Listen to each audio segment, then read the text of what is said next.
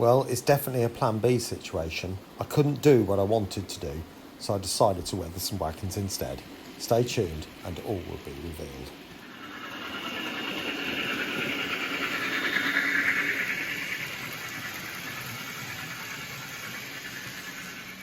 Well, good morning everyone and welcome back to Piccadilly. Yes, I know it's been a little while, but as I said at the beginning of the double O gauge project, I did want to turn it into a roundy, and that's pretty much what I've done. So let's move on. Now, I've had a bit of a disaster, I'm afraid. The idea of this video was to carry on with this area down here, all along, and start working on this tunnel entrance where the trams come out, and then going into the underground car park, which runs all along there. However, I would have to return back to traditional modelling to do this. The idea being because I'd have to match the papers on here and, you know, put papers onto card as I used to do, and still will, obviously. But the problem being is I've got two printers and both of them are playing up. So unfortunately, I'm going to have to shelve that idea for a little while until I get the printers sorted out, and then I'll come back to it at a later date. So it's a bit too late to start thinking about platform canopies, but I can weather some wagons. So let's go and have a look at that.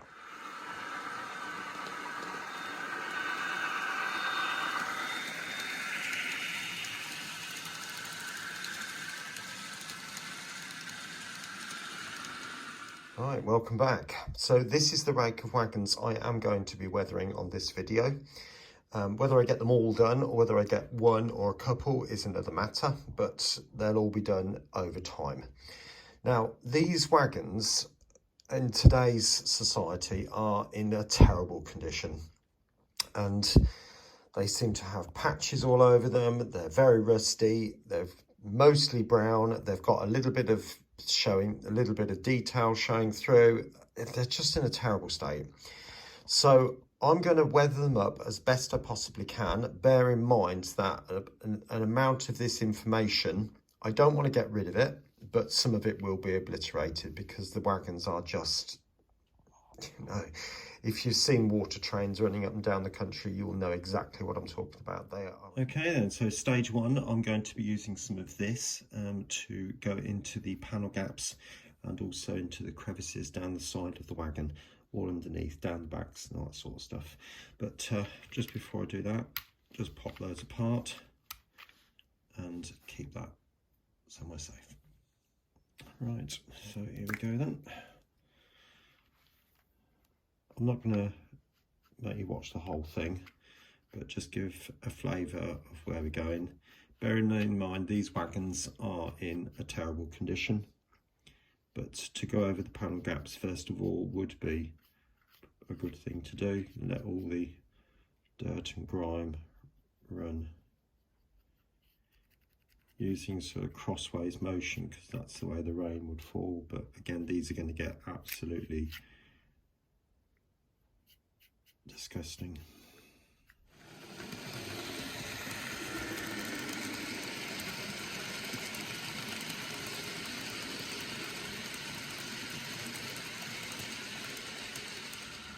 Right, moving on to the next stage then. So you can see now that all that has dried up. So what I want to do now is to start thinking about what happens on the ends, because I'm not just literally just going to plaster it with brown and that'll be the end of it. It's a lot more intricate than that, and I want to create lots of tones and different textures within it. So yes, some of our parts of it will be obliterated, but I don't want it to look as if it's just been sprayed brown. So the ends, I've noticed looking at photographs, and again, forgive me, I can't show you, but they're all quite pale as the blue's paled. So I've mixed up some white in the airbrush, and I'm literally just going to give it a quick pass over like that, but also in just other places too, just random.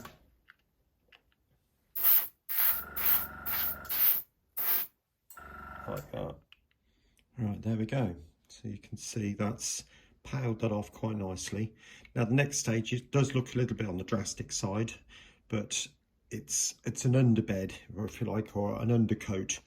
So we right, so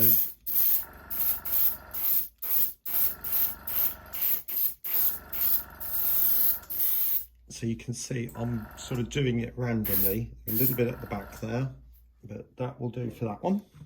And the other thing that I've done is, so that I know where this logo is, this cargo wagon logo, I've put all the wagons so that all the labels are at this end, so that I do know when I come to take some parts off, I am actually revealing the logo, not necessarily the bits at the other end. Okay.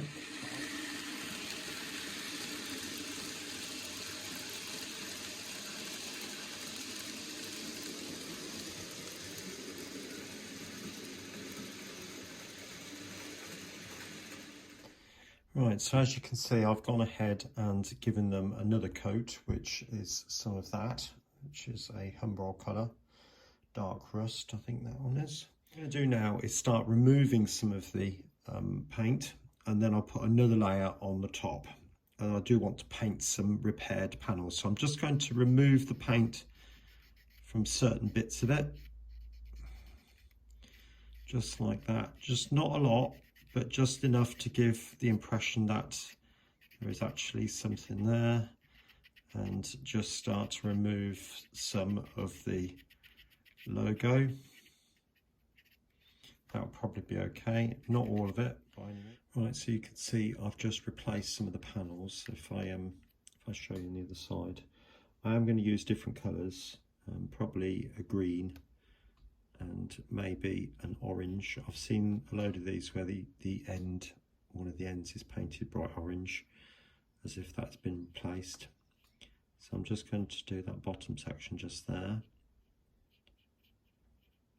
and just give it a bit of a wipe.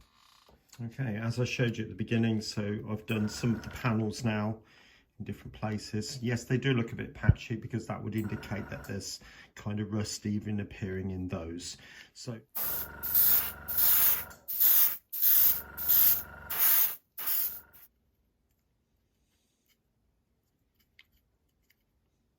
sort of thing, and then just a tiny bit of blue in there. Take that panel, just sort of streak it down a bit, like that, and so on. I'm quite happy with that, how that's come out. So I think they'll be fine. So I'll just complete the rest of it.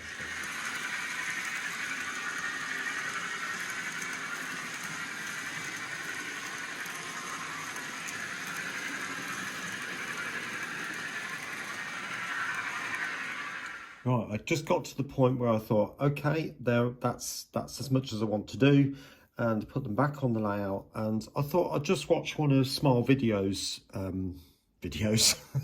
one with the water train in it.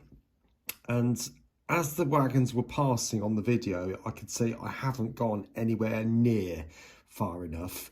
Many of them are covered in graffiti. Now, I will do it on a couple, but I'm not going to do it on all of them.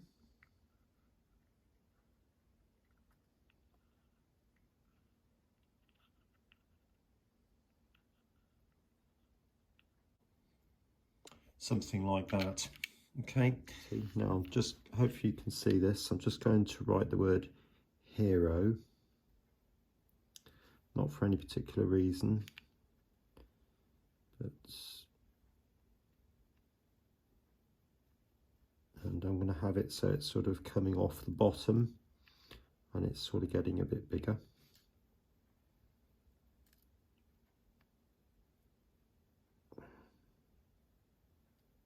Like that. Get a bit closer.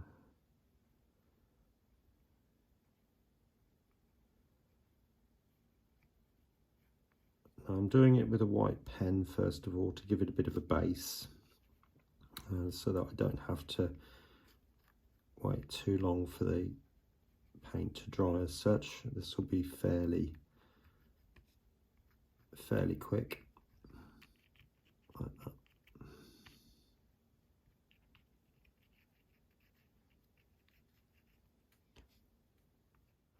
one colour one side and one colour the other side on each letter. So I should do the left hand side of each of this letter, sort of the yellow colour, like that, blend it across.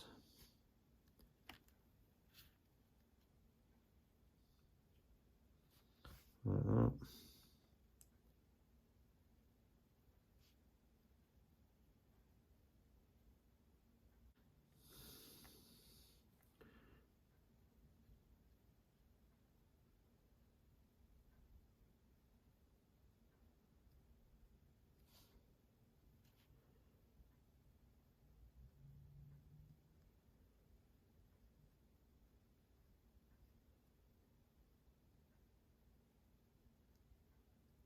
Okay. Now the next thing I want to do is to go around the outside with a bit of yellow, so it gives it a bit of a glow, if you like. But I'm just literally just going to go around the outside with this. Actually, I'll see if there's one that's got a bit, well, I'll go over it and then I'll see if there's one with which is a little bit more opaque. I think this will help.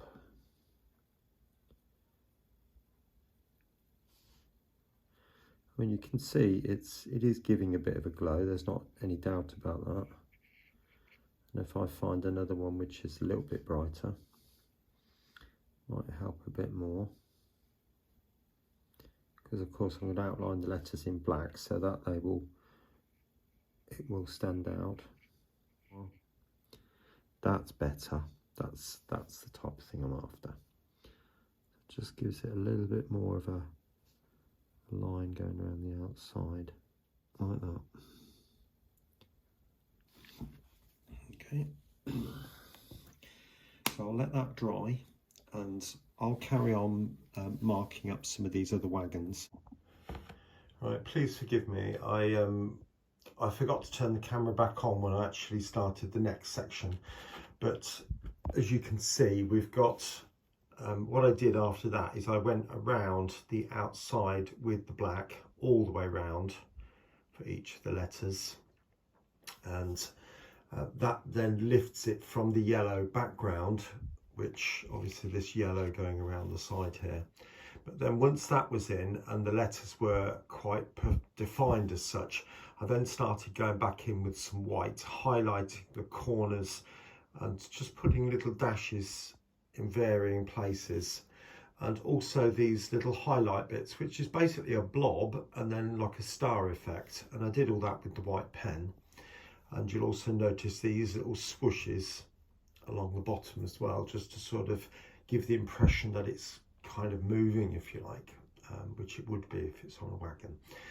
And then just finally, once it was finished and all this part was dry, I then went back in with a black pen, preserving the white blob in the middle, just did some swooshes coming out, which then just again highlights the fact that they're highlights, making it sort of shine, if you like, and then just some little marks on the actual letter itself, just to sort of give it a little bit of, I don't know what you'd call that really, but that's that one.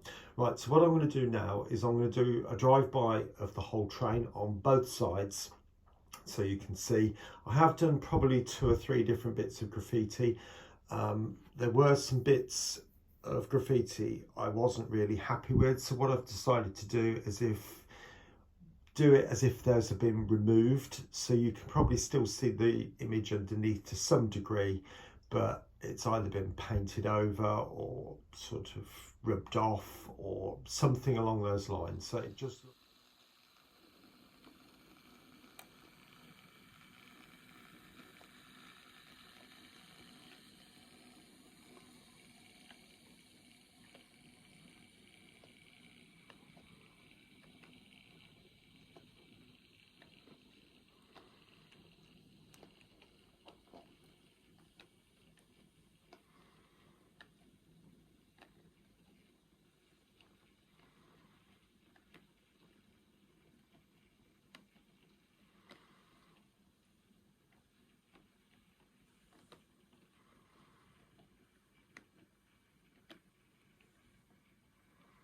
Okay, and for the other side.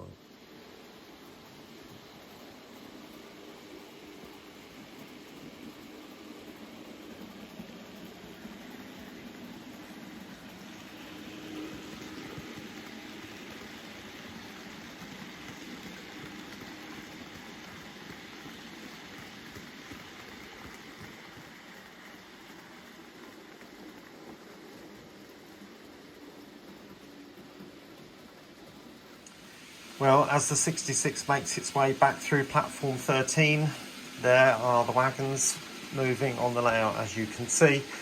And I do hope you've enjoyed seeing that repaint there.